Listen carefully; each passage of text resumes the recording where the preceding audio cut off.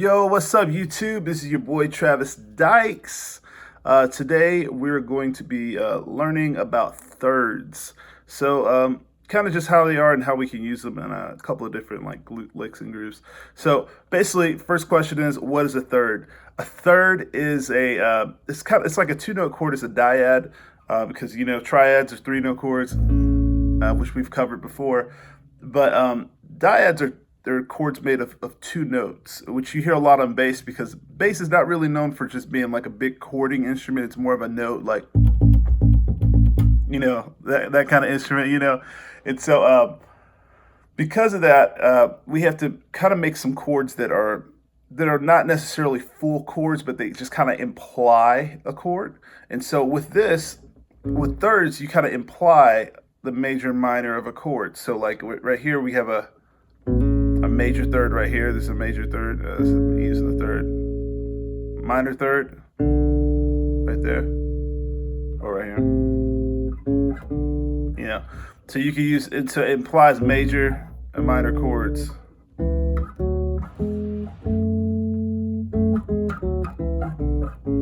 All right.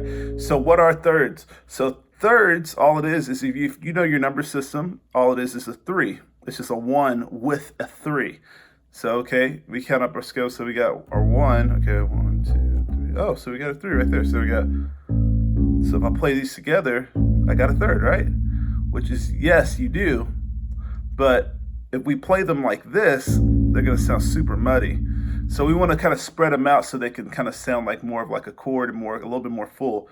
So instead of playing your 3 right here, we're just going to take that up an octave right here. Remember the 2x2 rule? Up 2 frets, down 2 strings, and it's an octave. So now we have this sound. So it's our 1 and our 3, major 3. All right, so that's how you create a major third, okay? Now, the way you create a minor third, just like chords, which we kind of covered this before, major chords are made up of the 1, 3, and the 5, but minor chords are made up of the flat 3 and the 5. So the only thing that's different is the 3. So all we're going to need to do to make this minor is flat this 3. So just take it down 1 fret.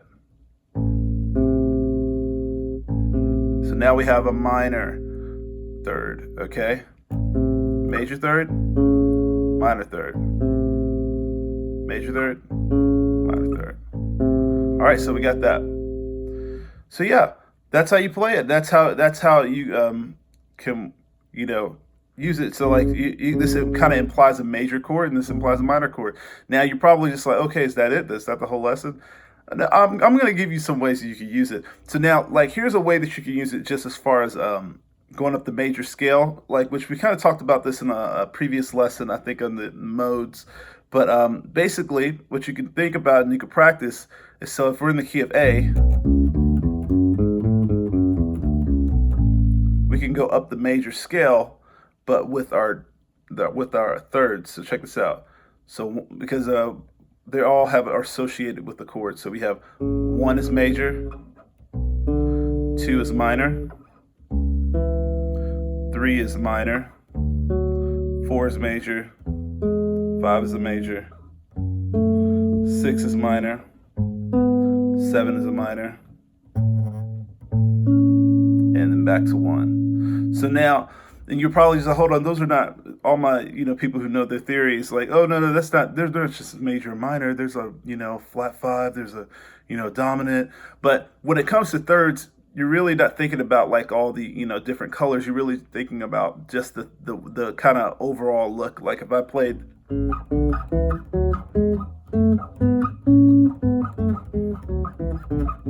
that sounds like I'm going up and down the scale. It sounds like they all work together, even though I'm not playing the actual, like all these chords going all the way up it. It's implied. So just so you know, just to kind of let everybody know about that. So now, so that's how you use it. A lot of ways I use it in my major scale. So if I'm playing like something like,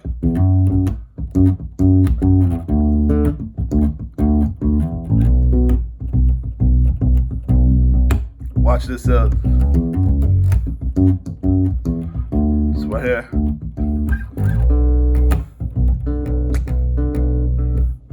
Or I can go.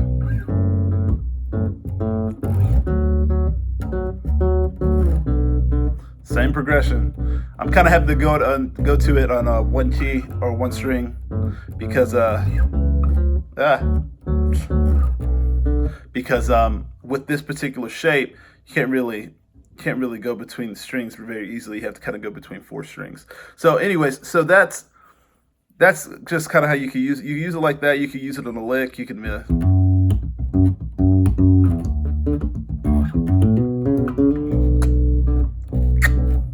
all I did was it's kind of go to this here.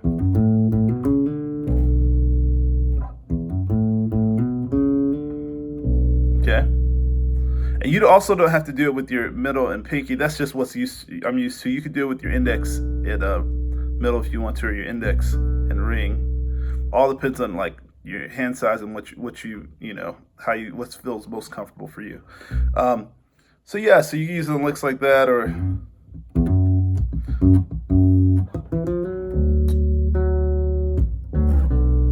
so that's a popular one.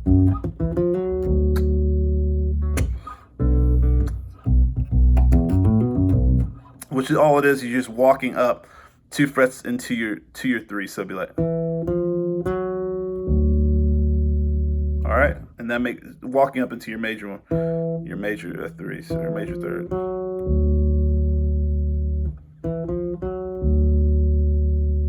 All right, and minor is not necessarily the same as it. Kind of I always like to kind of go up just 1 fret with my minds, like that. So I'm just doing, and then added that chord.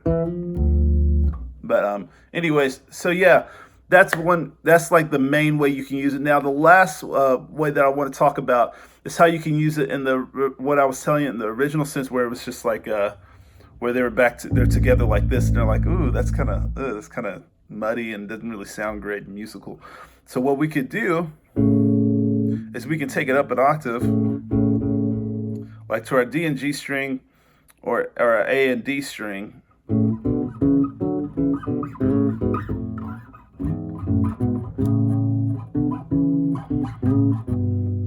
Like you can use these in that sense. So the same exact concept. It's just they're just a little bit of a different shape. So this is same key. It's playing an A or the 1 and a 3. And so it's the same concept of like, okay, so this is a major. This implies a major chord. And so to make it imply minor, just flat that 3.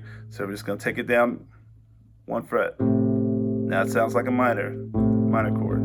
Major, minor, major, minor.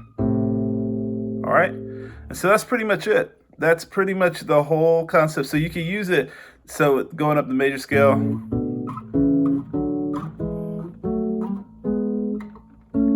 Here as well. Okay, in that sense. Now, I know I'm kind of going a little fast, but I want to make sure I get a lot in this lesson. So now there's one more way that I want to show you that's really cool, and it's really cool with coming up with licks, is doing the thirds with an open string.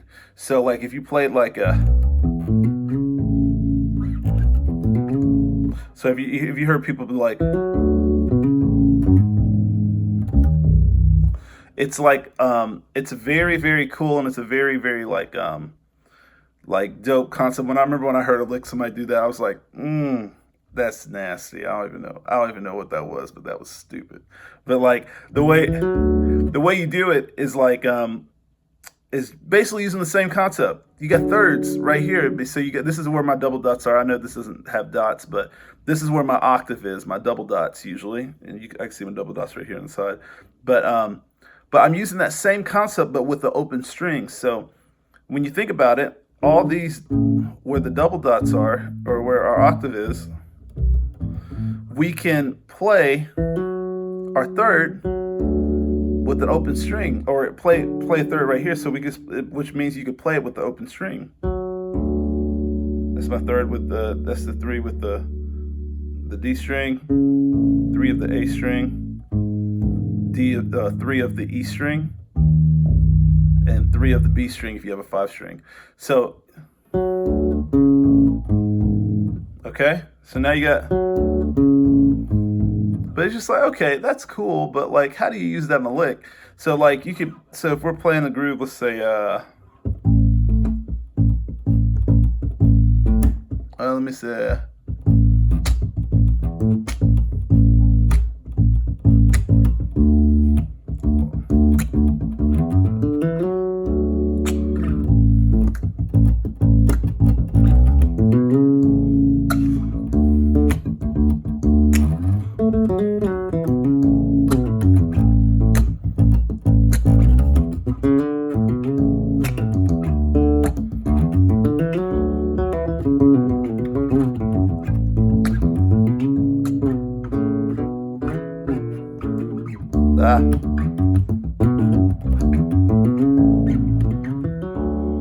Like, so you can use it in that kind of sense of like in which I'm just totally, this is like totally just made off the top of the dome. I'm just,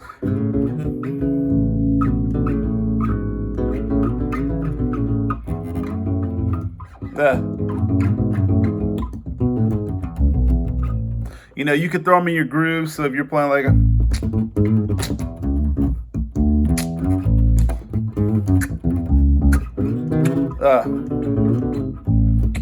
or you can do like let me see, let me try to do something a little bit more groovy. So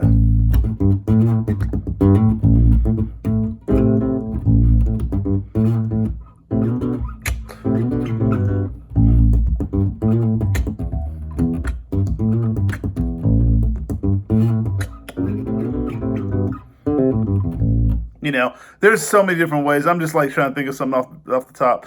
But anyways, you can use this in such a cool way. And what I like to do is I like to just kind of like do a hammer on from like the 2 to that 3. So, and then hit the neck, that string open, so be it. And then,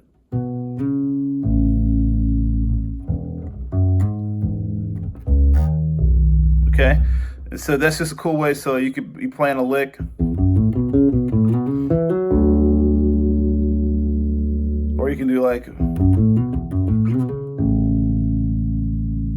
and it just kind of gives like a really cool texture, really cool sound. But anyways, that's pretty much it. So just a recap, we learned our thirds here and our minor thirds. All right, we learned our thirds here and our minor thirds. We also learned our thirds here. And but we haven't learned our minor thirds in this, which is the same concept. That means you could do your minor thirds here too if you want to, on that open string. Okay, so you, just as much as you could do it that right there with that major third, you could do it with that minor third too. You know, so yeah, be creative with it. You know, let me know what you think. Hit me up if you have any questions. I'm gonna try to give some more context and more different ways you can use this in progressions, but I want to make sure you knew the foundation of what it was before I started getting way deep into it and trying to show you all these links and stuff. So, but anyways, thank you guys so much for watching. Feel free to check out my links below of some of my favorite equipment. And if you love these videos and you like this kind of stuff, feel free to subscribe and hit that bell also, so you can be notified when the next video or the newest video is uploaded. So I'll see y'all later.